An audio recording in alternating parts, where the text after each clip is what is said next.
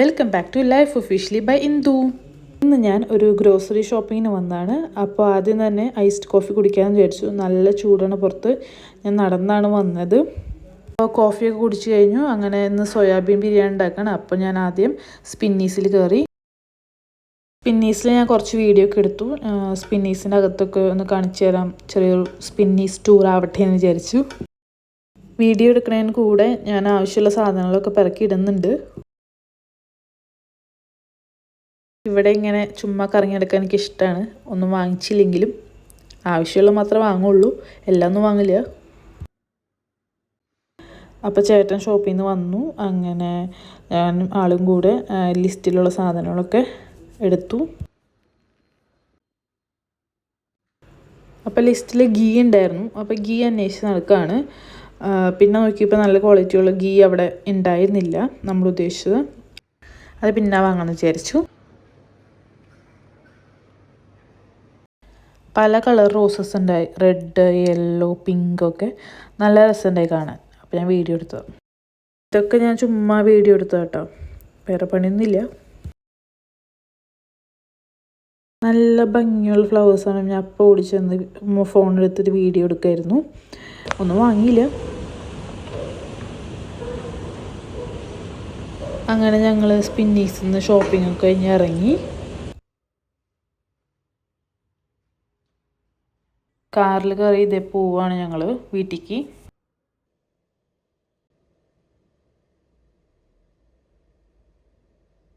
വീട്ടിലെത്തി ഇനി soybean biryani ഉണ്ടാക്കട്ടെ. Soybean biryani ഉണ്ടാക്കാൻ ആവശ്യമായ സാധനങ്ങൾ ഇതൊക്കെയാണ്. ഞാൻ ഓരോന്നായി കാണിച്ചു തരാം. ആദ്യം 1 കപ്പ് സോയാബീൻ ചൂടുവെള്ളത്തിലിട്ടിട്ട് ഒന്ന് പിഴിഞ്ഞെടുത്തിട്ടുണ്ട്. വേണമെങ്കിൽ 2 കഷ്ണമാക്കാം. അപ്പോൾ അങ്ങനെ സോയാബീൻ എടുത്ത് വെച്ചിട്ടുണ്ട്. തൈര് 1/2 കപ്പ് എടുത്തിട്ടുണ്ട്. കുറച്ച് മല്ലിയില, പുതിനയില, ഒരു ചെറിയ കഷ്ണം ഇഞ്ചി, വെളുത്തുള്ളി ഒരെണ്ണം ഫുൾ എടുത്തിട്ടുണ്ട്, ഒരു സവാള, പച്ചമുളക്. ബിരിയാണി വയ്ക്കാൻ ആവശ്യമായ അരിയാണ്. സോയാബീൻ ബിരിയാണിക്ക് ഏറ്റവും നല്ലത് ചെറിയ റൈസായിരിക്കും. പക്ഷേ എൻ്റെ കയ്യിൽ ഇപ്പോൾ ബസ്മതി റൈസാണ്. ഏതായാലും കുഴപ്പമൊന്നുമില്ല. ഇതിൻ്റെ മസാലയ്ക്ക് ആവശ്യമായ പെരിഞ്ജീരകം, കുരുമുളക്, ഏലക്കായ ഒരു 5 എണ്ണം, ഒരു 10 കാഷ്യൂനട്ട്, പിന്നെ ബാക്കി ബേ ലീവ്സും അങ്ങനത്തെ മസാലയൊക്കെ എടുത്തിട്ട് ഒന്ന് പൊടിച്ചെടുക്കാം. ആദ്യം തന്നെ ഡ്രൈ ആയിട്ടുള്ള മിക്സി ജാറിൽ ഇത് മസാലയൊക്കെ ഇട്ട് ഒന്ന് പൊടിച്ചെടുക്കാം. നന്നായിട്ട് പൊടിച്ചെടുക്കണം. മസാല പൊടിച്ച് വെച്ചിട്ടുണ്ട്. മിക്സിയുടെ ജാറിലേക്ക് മല്ലിയില, പുതിനയില, ഇഞ്ചി, വെളുത്തുള്ളി, സവാള, പച്ചമുളക് ഇതെല്ലാം മിക്സിയുടെ ജാറിലിട്ടിട്ട് ഒന്ന് അരച്ചെടുക്കാം. ഇത് നല്ല പേസ്റ്റ് പോലെ അരച്ചെടുക്കണം. നന്നായി അരഞ്ഞ് വന്നിട്ടുണ്ട്. നമുക്കിനി ഉണ്ടാക്കാൻ തുടങ്ങാം. ആദ്യം തന്നെ ഒരു വലിയ കുക്കർ എടുത്തിട്ട് ഗ്യാസിൽ വയ്ക്കുക. ഇതിലേക്ക് ആവശ്യത്തിനുള്ള നെയ്യ് ചേർക്കാം. നെയ്യ് ഒന്ന് ചൂടാകുമ്പോൾ നമ്മൾ അരച്ച് വെച്ചിരുന്ന ഈ അരപ്പുണ്ടല്ലോ, മല്ലിയിലയും സവോളയും, അത് ഇതിലേക്ക് ചേർക്കാം.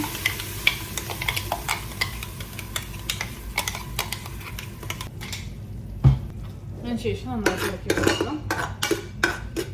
നന്നായിട്ടൊന്ന് ആവാം. ഒരു മീഡിയം ഫ്ലെയിമിൽ വന്നിട്ട് സവോള നന്നായിട്ട് ആവണം. ഇതിലേക്ക് നമുക്ക് ഉപ്പ് ആഡ് ചെയ്യാം. ആവശ്യത്തിനുള്ള ഉപ്പ് ആഡ് ചെയ്യാം. അതിനുശേഷം നന്നായിട്ട് ഇളക്കി. ഇതിൻ്റെ പച്ചമണം മാറുന്ന വരെ നമുക്ക് വഴറ്റിക്കൊണ്ടിരിക്കണം. ഇത് കരിഞ്ഞു പോകാണ്ട് ശ്രദ്ധിക്കണം.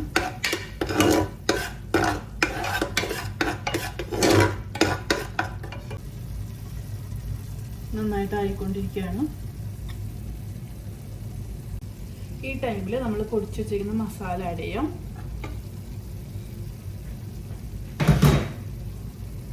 അതിനുശേഷം നന്നായിട്ട് മിക്സ് ചെയ്യാം. വെക്കാം.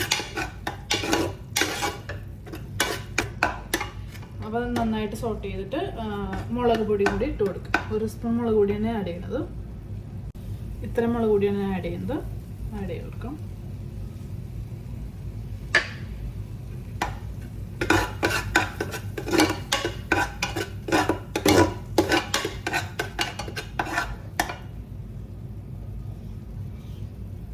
മുളക് കൊടുത്തിട്ടുണ്ട്. ഇതിലേക്ക് നമ്മൾ എടുത്തു വെച്ചിരുന്ന 1/2 കപ്പ് കേർഡ് ആഡ് ചെയ്യാം. തൈര് ഞാൻ 1/2 കപ്പാണ് എടുക്കുന്നത്, അപ്പോൾ അത് ആഡ് ചെയ്ത് കൊടുക്കാം.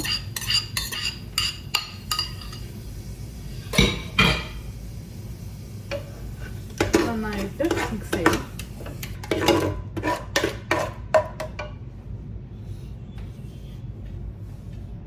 നന്നായിട്ടൊന്ന് വേവട്ടെ.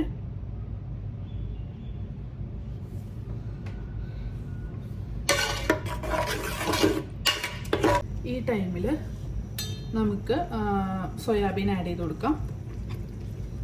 സോയാബീൻ ആഡ് ചെയ്യാണ്.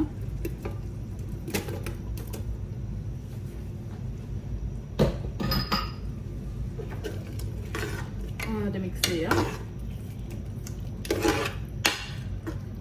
ഇത് ഹൈ ഫ്ലെയിമിൽ വയ്ക്കാം.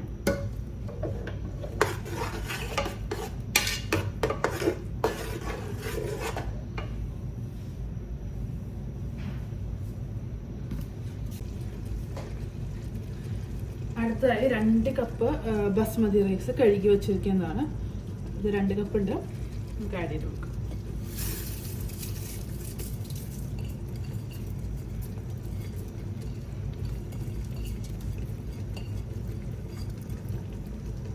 ബസ്മതി റൈസ് ആഡ് ചെയ്തതിനു ശേഷം നന്നായിട്ടൊന്ന് മിക്സ് ചെയ്യാം.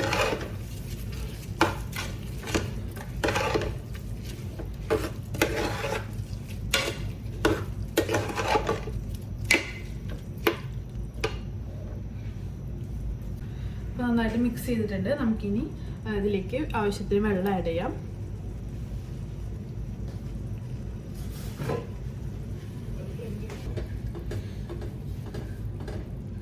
വെള്ളം ഇപ്പോൾ 1 കപ്പ് അരിക്ക് 1.5 ഗ്ലാസ് വെള്ളം, 1.5 കപ്പ് തന്നെ വെള്ളം എന്ന രീതിയിലാണ് ഞാൻ എടുത്ത് വയ്ക്കുന്നത്.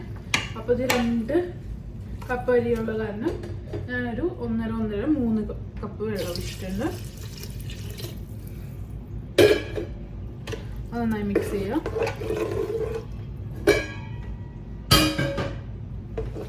വെള്ളം ഒഴിച്ചതിന് ശേഷം അടിയിലൊക്കെ എടുക്കുന്നത് നന്നായിട്ട് മിക്സ് ചെയ്തല്ലെങ്കിൽ അടി പിടിക്കാൻ ചാൻസ് ഉണ്ട്. അപ്പോൾ നമുക്കിനി ഇതിൽ ഉപ്പ് ചേർക്കാം. ഉപ്പ് ഓൾറെഡി ചേർത്തിട്ടുണ്ട്, എന്നാലും നമ്മൾ ഇപ്പോൾ ടേസ്റ്റ് ചെയ്ത് നോക്കുമ്പോൾ ഒരു ഉപ്പ് മുന്നിട്ട് നിൽക്കണം. ഉപ്പ് അധികം ഇല്ല, അപ്പോൾ ആവശ്യത്തിനുള്ള ഉപ്പ് ചേർത്ത് വെക്കും. നമുക്ക് ഇളക്കാം. ഉപ്പ് ചേർത്തിട്ടുണ്ട് ആവശ്യത്തിന്. കുക്കർ നമുക്കിനി അടച്ചു വെക്കാം.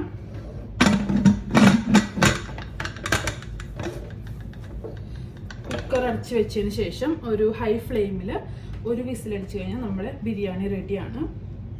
സോയാബീൻ ബിരിയാണി വളരെ സിമ്പിളാണ്. അപ്പോൾ ഇത് 1 വിസിൽ കേൾക്കട്ടെ ഹൈ ഫ്ലെയിമിൽ.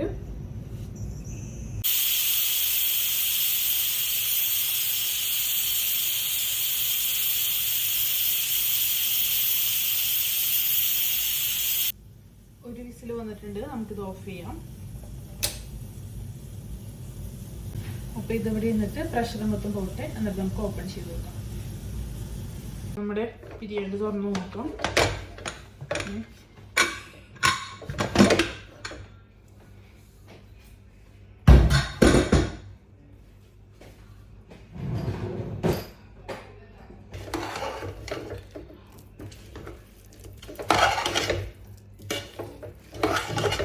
അപ്പോൾ നമ്മുടെ ബിരിയാണി റെഡിയാണ്.